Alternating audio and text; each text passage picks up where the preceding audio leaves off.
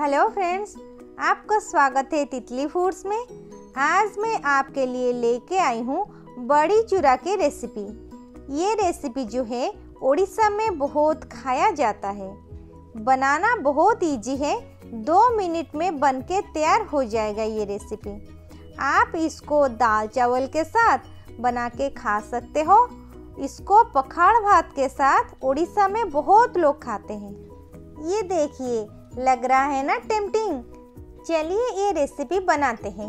अगर आप लोग नए हो मेरे चैनल पे, नीचे जो रेड कलर का सब्सक्राइब का बटन है प्लीज उस पे क्लिक करिए। पास में बेल आइकन को दबाइए ताकि मेरे वीडियो का नोटिफिकेशन पहले आपके पास पहुंच सके। बड़ी चूरा बनाने के लिए यहाँ पर हमने बड़ी ले लिया है, थोड़ा सा प्याज लिया है, 2 सूखी मिर्च लिया है, 1 हरी मिर्च लिया है, थोड़ा सा धनिया पत्ता लिया है, थोड़ा सा ऑयल लिया है, थोड़ा सा नमक लिया है, थोड़ा सा हरी मिर्च को चॉप करके रखा है। एक पैन ले लेंगे, पैन में थोड़ा सा ऑयल डाल के अच्छे से मिक्स कर लेंगे। अभी इसमें जाएगा बड़ी को अच्छे से फ्राई कर लेंगे। ज़्यादा फ्राई नहीं करना है, बस हल्के ब्राउन होने तक फ्राई करना है। फिर यहाँ डालेंगे 2 सूखी मिर्च। सूखी मिर्च को मुझे बड़ी के साथ फ्राई करना है। ये देखिए, हमारा बड़ी जो है लाइट ब्राउन कलर हो गया है। अभी इसको निकाल देते हैं।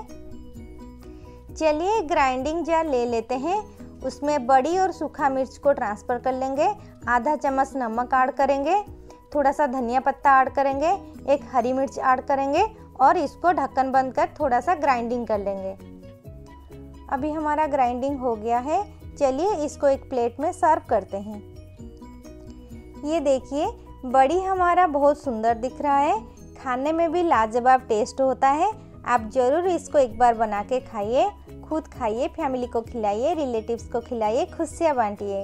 इसके ऊपर अभी मैं डालूँगी थोड़ा सा कटी हुई हरी मिर्च, थोड़ा सा प्याज हमने ग्राइंडर में नहीं ग्राइंडिंग किया क्योंकि प्याज डालने से ना वो बड़ी जो होती नरम हो जाती है, तो लास्ट में प्याज ऐड करने से बड़ी का जो टेस्ट है लाजवाब लगता है। उसके बाद थोड़ा सा सरसों का ऑयल डाल देंगे और उसे अच्छे से मिक्स कर देंगे।